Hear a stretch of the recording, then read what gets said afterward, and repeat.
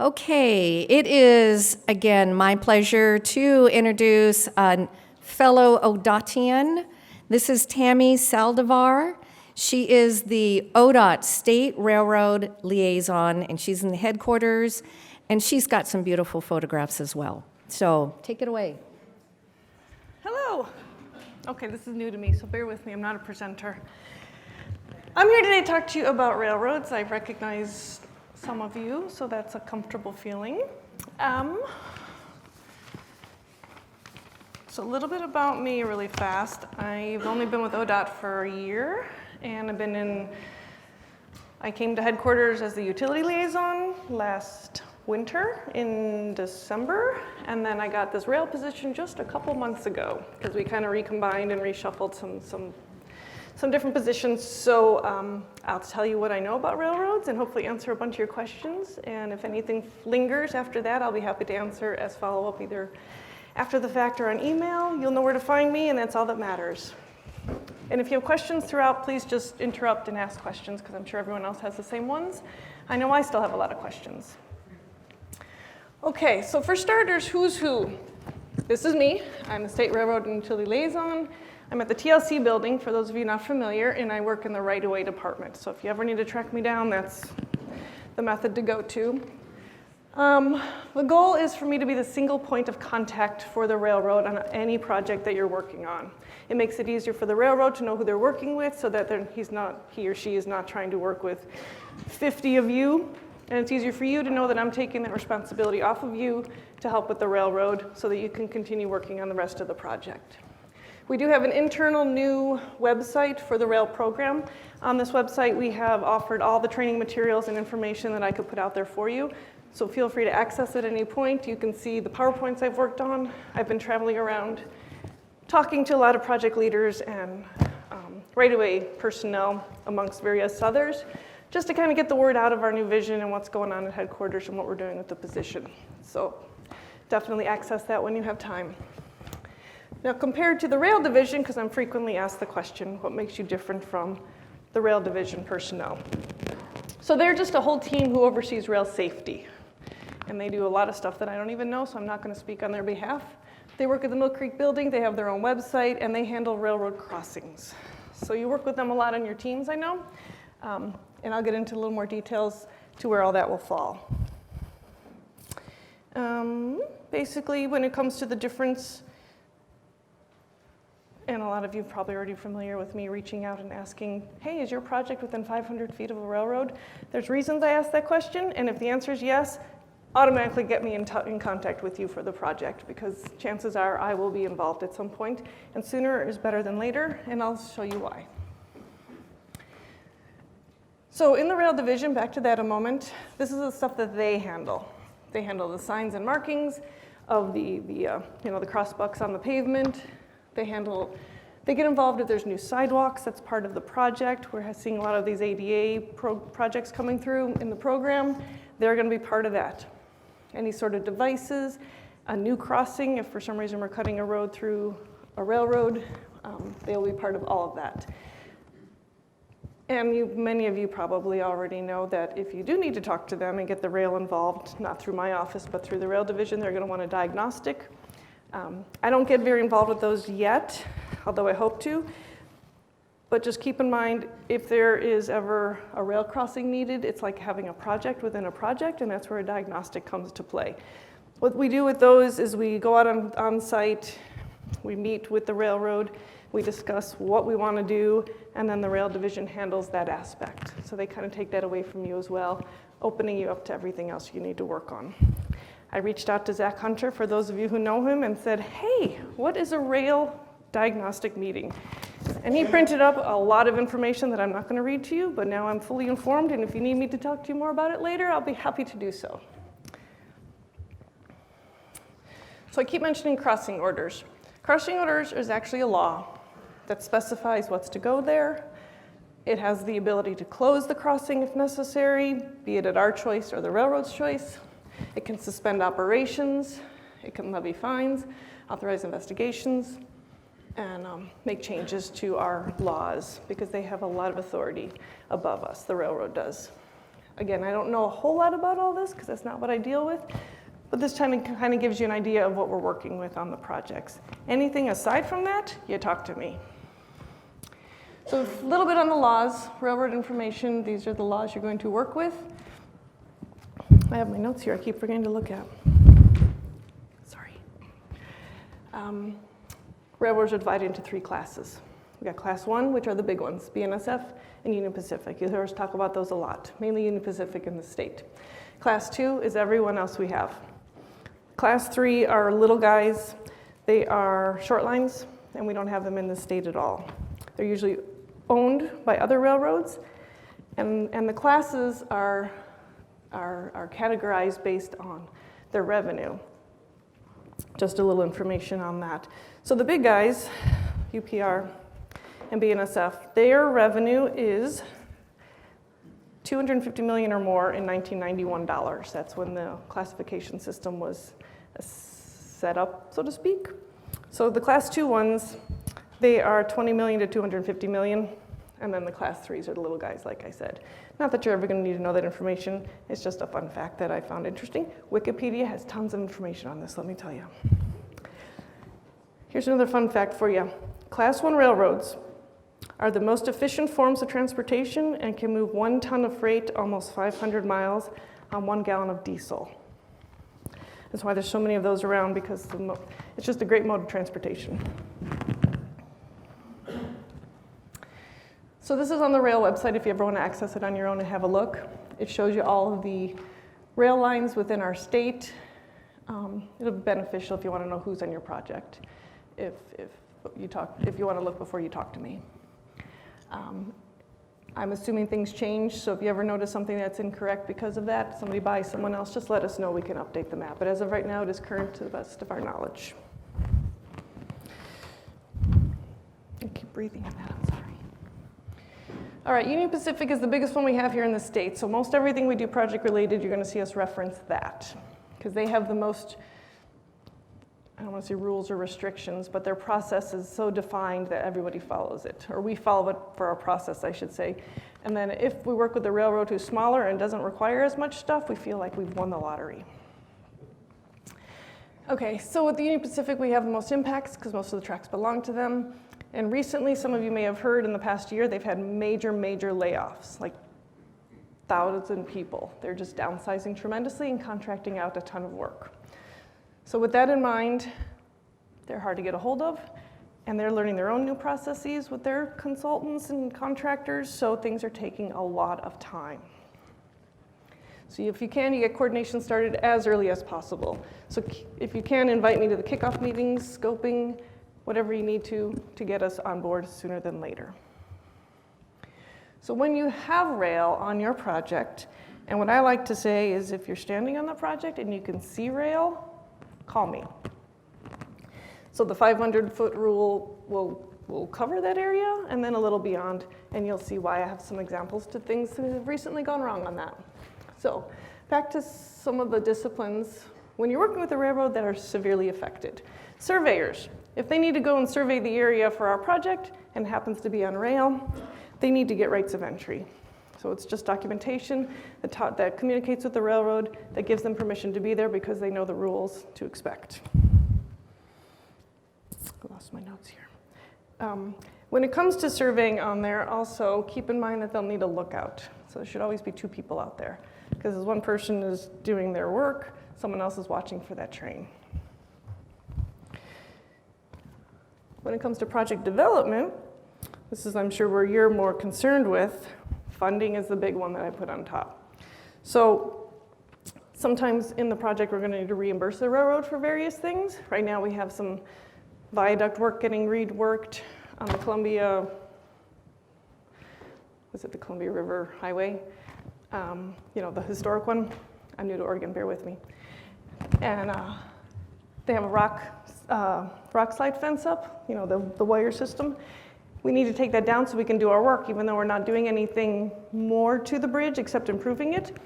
Because we have to take that fence down, we have to have all these agreements in place. We have to have a flagger on site for the amount of time that is actually down, just in case there happens to be rock slide. So these are things to keep in mind. So think of all the flagging hours we're going to have to pay to have somebody there for a very, very long time.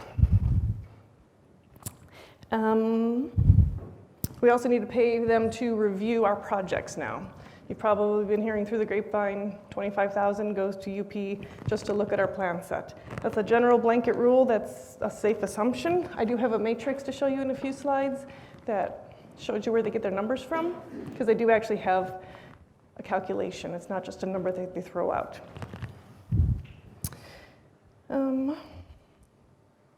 Project schedules, it can take up to 2 years to get everything situated with the railroad, so keep that in mind when you're planning. We've been seeing a lot of these accelerated projects that if rail was part of it, would just been a disaster. And as it is, we're having some timeline struggles. Excuse me one second.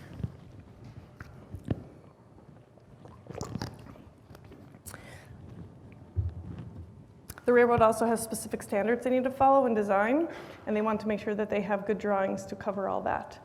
So with that in mind, the back and forth on what we submit to them and they comment on, all that takes time. So ADA impacts is another big one in project development we need to consider now that we're seeing that on every project we have practically, that really our footprint is expanding beyond what we expected it to.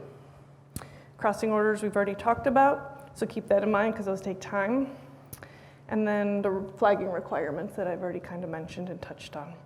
So with right-of-way, just keep in mind that the railroad is here first. So they have all the authority when it comes to any sort of impact to them.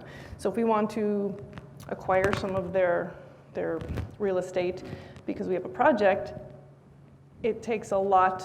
First of all, we don't ever purchase from them. We just get permanent easements because they definitely want to hold onto any land they have. And that's understandable. It's just the way it works. And utilities.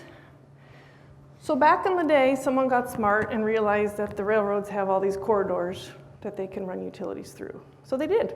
So not only do you see a lot of power lines that run parallel to the railroad, but there's also fiber optic lines that run across the entire country. So Sprint was a big one. They don't connect to any people. They just run from one end to the other and do their long distance carrier. So when you're impacting the railroad, there's a good chance there's utilities part of that. A lot of times they're reimbursable, and this just goes down a chain of events that you didn't realize was going to happen. So keep that in mind. Agreements we're going to get into in a little bit. There's a bunch of those that we can always initiate. And then funding again is just something to keep in mind. Often we'll pay the railroad to do some work for us on our projects, and that comes out of the other fund, in case you're wondering. It shouldn't come out of the PE funds. Occasionally some of the review work does, but we do set aside that money specifically for railroad involvement. This is the matrix I mentioned for figuring out their costs. So when we submit to them a request for them to review, and they want to come back to us before they'll even look at it with a payment so that we agree to fund their review, this is what they use to calculate that money. There'll be a quiz later, so spend some time on that one. I'm kidding. All right, types of projects. A couple types of projects you might see with the railroad. We might eliminate grade crossings and build a bridge. Everyone knows about the one we tried to do that for in Wikipedia. Wiki Up Junction. That one didn't go so well yet. I hear it's going to get some rebirth. We might reconstruct existing grade separations. We might do grade crossing improvements, et cetera, et cetera. Anything that impacts the track is considered a rail project. Imagine coordinating that there. When it comes to coordination, just like I said before, keep me involved. Things to keep in mind, and this is where I want to talk about the 500-foot rule. If you are doing work and even though you're not directly affecting that rail crossing, you might affect the signals. So if you're affecting a signal that happens to be 3 blocks away and that signal's tied to the gate so that the queues of traffic don't back up, that's something that you might not realize you're affecting and to keep in mind. Surface changes, if you're changing the grade of our road, it couldn't affect the approach to that rail crossing. and then cause some problems for trucks. Utility work that crosses over the railroad. Just because we have work over here on this road and now the power company has to reroute all their lines and cross the railroad, they need time to get all those permits in order to do that for their relocation.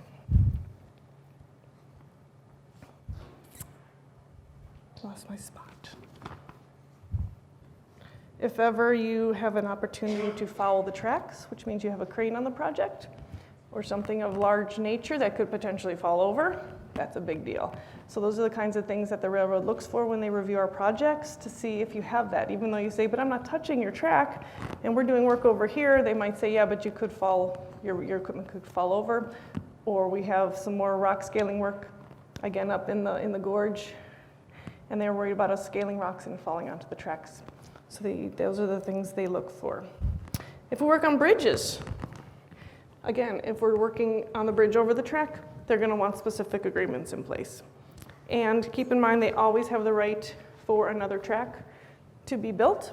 So even though right now our bridge is wide enough for the 2 tracks they have in place, if we're building a new bridge, they might want us to expand it so that they could put a 3rd track in, should they ever choose to in the future. They never want us to restrict what they can build on their property. And then, of course, rights of entry. Couple types of agreements, and I'm not going to get into details on this one too much. The PE agreement is what you're going to hear most often, because in order to get the ball rolling at all on our projects, especially with UP, they want a PE agreement in place. They call it a PE agreement, we call it a notice to proceed. It's a simple document that I sign saying we will give you money, please look at our project. And then from there on, the process continues. A C&M agreement is any time we're going to pay the railroad to do anything. Maintenance consent letter. This is when all the reviews are complete. The railroad has agreed to our project and what we want to do, and they say, here you go, you can go get started on your stuff, and that's tied to the contractor's right of entry, which allows the contractor to step foot on their property per the terms of the MCL. And a few others that we don't often look at are service agreement, supplemental agreement, lease, and permits.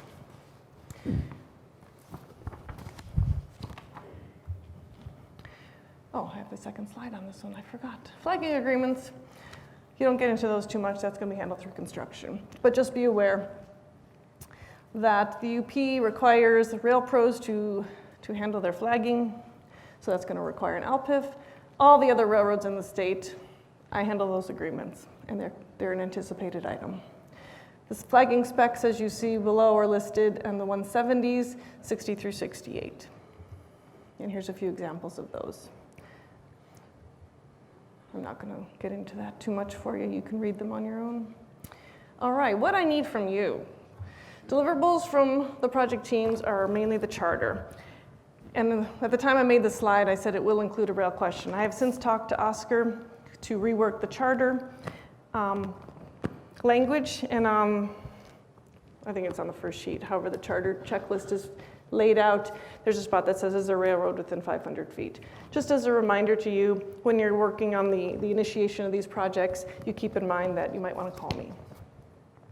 If you're scoping, just talk to us and we'll let you know what to keep in mind with these projects.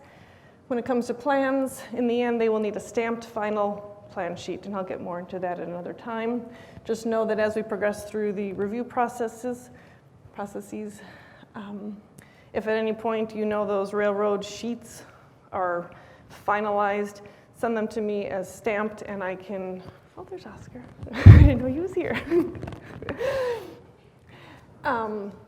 We can get those submitted and we can get the final plan review completed from the railroad, even if we're still working through the process within ourselves. Location map is usually just the first sheet of the plans. Right-of-way easement documentation, that's if we're going to be purchasing that easement we mentioned. I'll need descriptions and whatnot from the right-of-way folks, but I work directly with them on that. And then if you have photos to help the railroad understand what we're talking about. From that, they give us a signed agreement and a notice to proceed. With that, I come to you and let you know we're good to go, and then you proceed accordingly. Now this slide, I don't want you to spend too much time paying attention to. I really don't like the way it's laid out. I put this in here before I became even more familiar with the process now. There's easier ways for me to show this to you. But the takeaway is to know that with each review process, it could take 30 to 45 days. So if you have 3 reviews, that's 5 months. Plus, after that, you now have the acquisition time. So we're talking many, many months that it's going to be needed for coordination. A couple fatal flaws to keep in mind. Anything that can kill your project, late involvement, again, because of the timeline I've been mentioning. If for some reason we don't design per the railroad requirements, that could cause them to just close the crossing down. They have every right to do that. And then trespassing is another something we're going to talk about. If you trespass on their property, you can derail a train. A couple examples I wanted to bring up to you. All right, recently we have Ritchie Road Project. That's not the formal name of it, that's just what I happen to call it. In Region 1, on this particular project, there's a rail, which actually was more than 500 feet away. So our project's over here, the rail's over here. Well, it turns out, basically behind the curb of our highway is a corridor that they own. So by us affecting the ADA corner over here, like 800 feet away, we'll just say, but it's on their working, operating right-of-way because it's the corridor they're allowed to use to access the rail. We had to go through a whole formal process to acquire that corner. We thought it was city property, we were wrong. So that's where it goes back to, if you can see rail at all, just talk to me and we'll make sure that everything's in place for you. Another example I can give you is on I-205 recently, we were running, and this is what we see down here.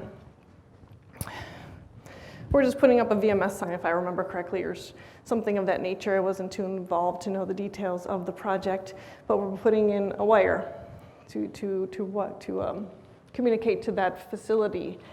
And the gap in the plans, which is where the arrow is pointing, is right where the railroad is.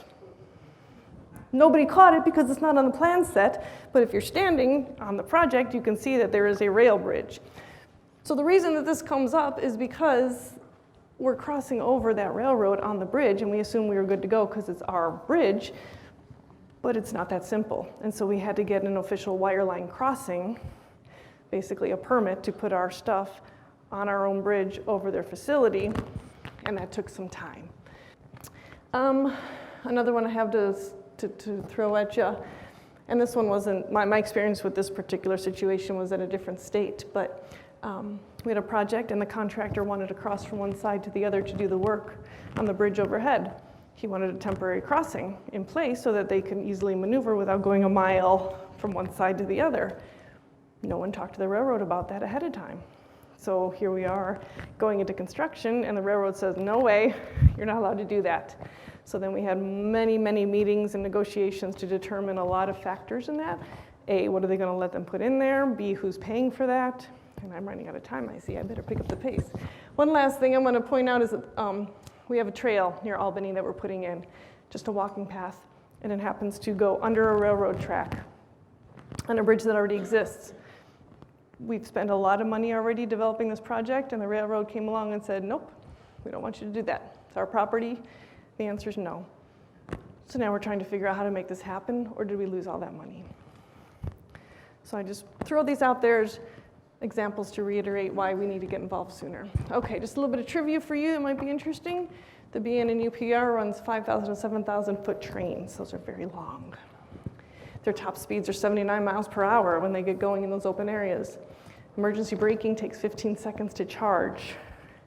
And then when it comes time to actually stop, it could take a minute to stop a mile-long train, if they're going 60. So imagine the 79 mile an hour train speeds. And approaching trains are hard to hear even at higher speeds. There's a really neat video on YouTube, if you ever want to watch it. The Today Show did a report. Mainly they were worried about people going on the tracks and doing pictures, assuming that it's perfectly safe to do so because you can hear a train before it comes.